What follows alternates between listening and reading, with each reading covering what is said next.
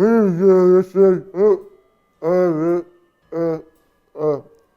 to heck with that. I'm going to take that off. You can't hear me. Greetings, dear listeners. Hope you're all doing well. As many of you know, I'm a recovering librarian. So books have been a big, important part of my life. Well, the first adult book that I ever bought, and by adult I mean it didn't have any pictures, it was just words. The first adult book I ever bought was a paperback called Batman versus 3 Villains of Doom. Batman versus 3 Villains of Doom. It was 144 pages, and I loved that book. It took me a couple of days to read, but I couldn't put it down. And when I finished it, I gave it to one of my buddies to read, and he brought it back to me the next day and said, "This book is stupid. Batman couldn't do all that stuff. It's impossible." Well, I ask you, some people, right? Some people. And where is that guy now, I'd like to know. Actually, I do know. He's rich and famous, but oh well. But the second paperback that I bought was this little book that I have in my hand, The Weirdest People in the World. And no, this isn't my original copy. I lost that one, but I found this one in a used bookstore, and it's about the same condition as my copy would have been. So, The Weirdest People in the World by C.B. Colby. So I'm going to read from the back jacket. Strange, weird, fantastic, but absolutely true.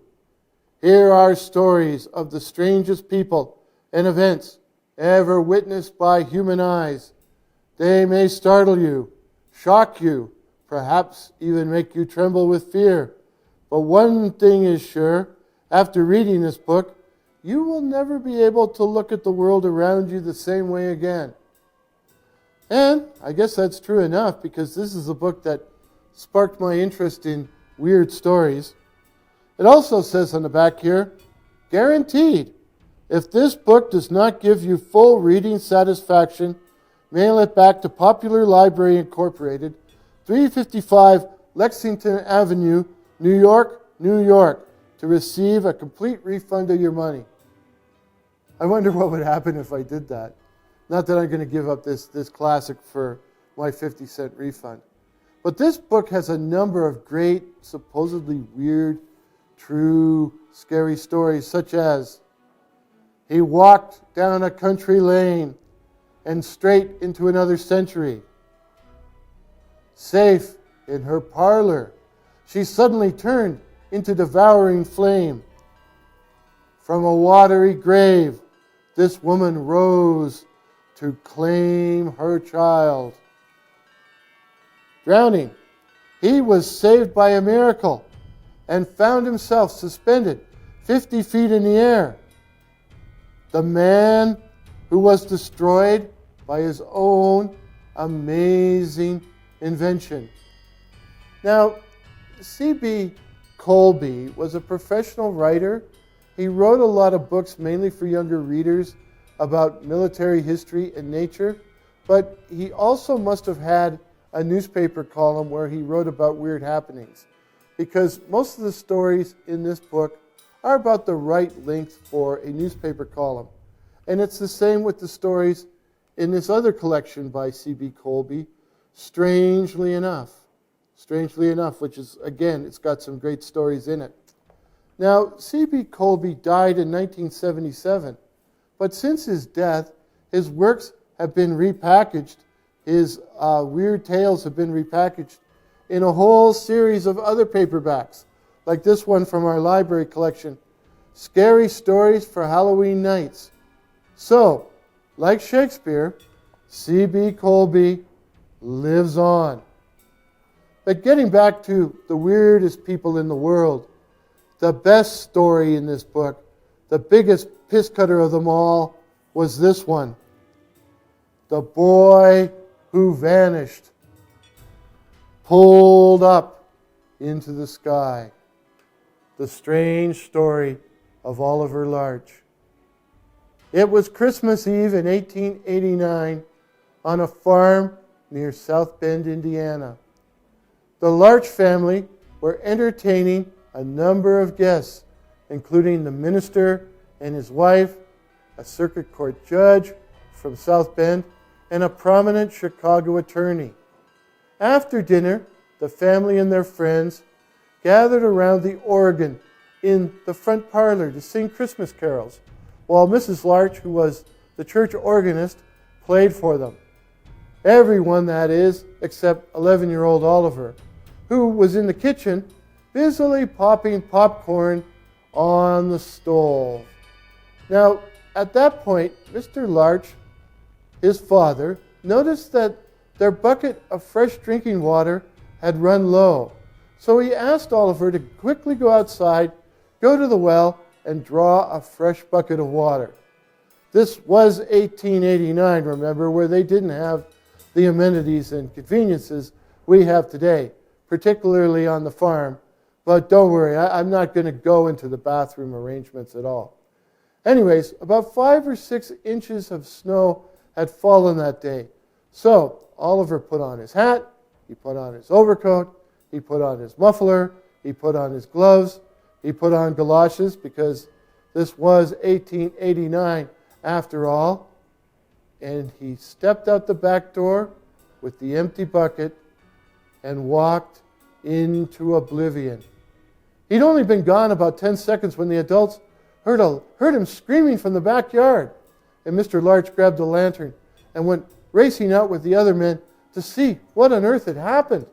And because of the snow, they were able to follow easily Oliver's footprints.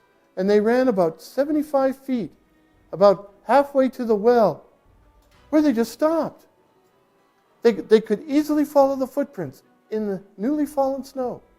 And after about 75 feet, they just stopped. Stopped dead. Like, ended.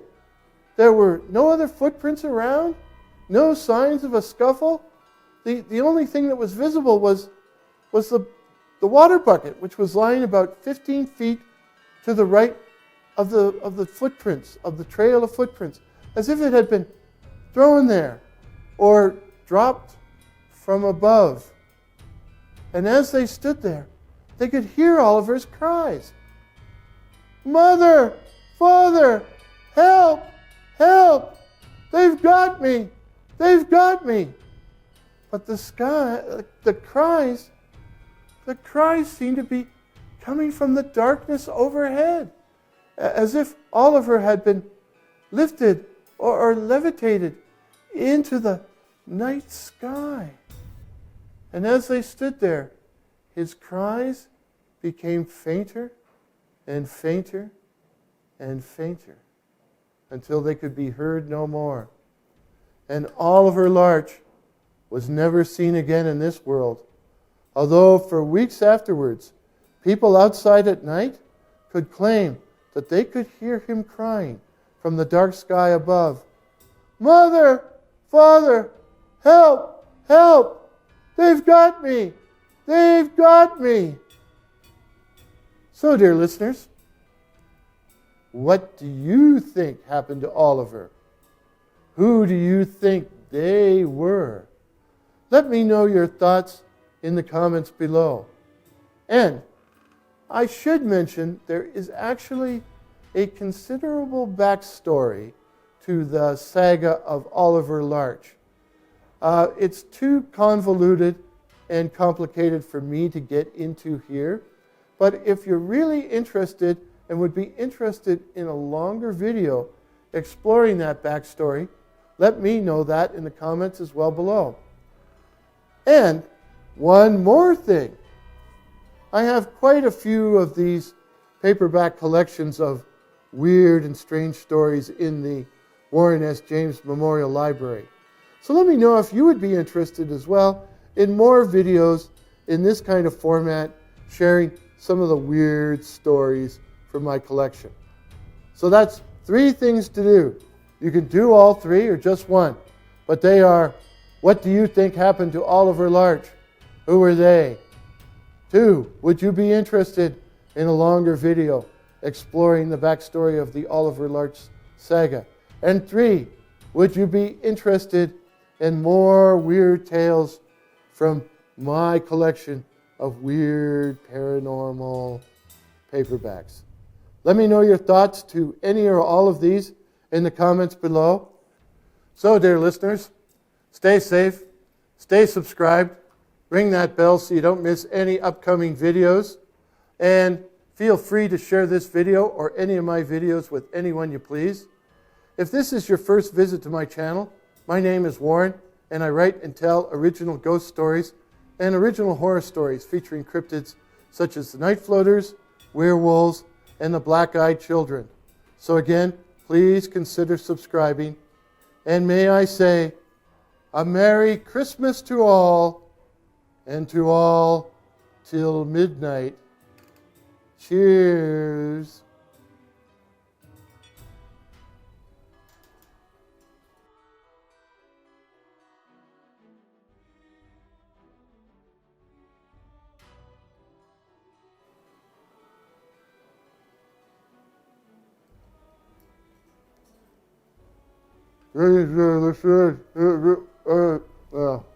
Sorry, I forgot I had this on. No, that was a joke. That was actually a gag. All right, I turned my phone off, so I shouldn't get any noise. Okay. It's rolling, so you just keep going. We'll cut this out. Okay.